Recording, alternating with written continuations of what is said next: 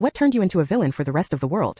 One day my kids came up to me and told me they didn't want to go over to mommy's house anymore. I had split custody with my ex, but this was the first time when they outright refused to visit her for the weekend. I knelt down to their level and asked them what was up. Did mommy say something to you? Then they told me how mommy's new boyfriend would make them do weird things, and also made them promise not to tell anyone. When I asked what these things were, my heart was shattered into a million pieces.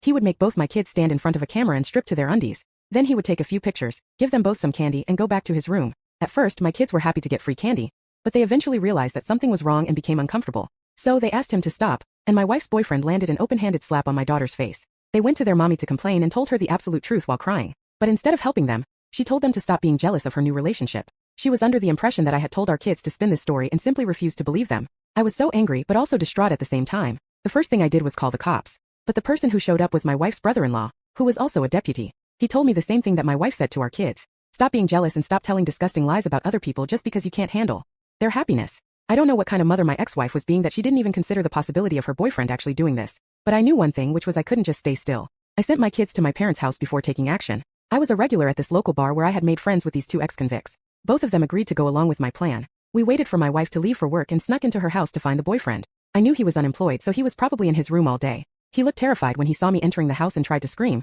but we stuck a cloth muffler into his mouth. You see, I was under the impression that he was using those photos he took to get himself off like a sicko. So my plan was to simply find the photos, delete them forever, and threaten him enough so that he never does it again.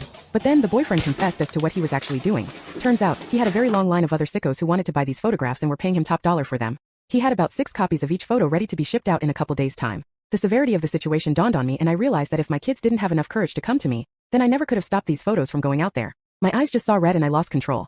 I grinded the boyfriend's head in with the iron knuckles I had been wearing and didn't stop until my 2 friends dragged me off of him. I knew what I had done would land me in prison, which would mean my kids would go to my wife and her next boyfriend could potentially do a similar thing to them. So I just started crying on the wooden floor. This is when one of my friends told the other to take me home and made a joke about how prison life suits him better. Anyway, I looked at him and for a brief moment forgot all of his past crimes and simply nodded my head with respect.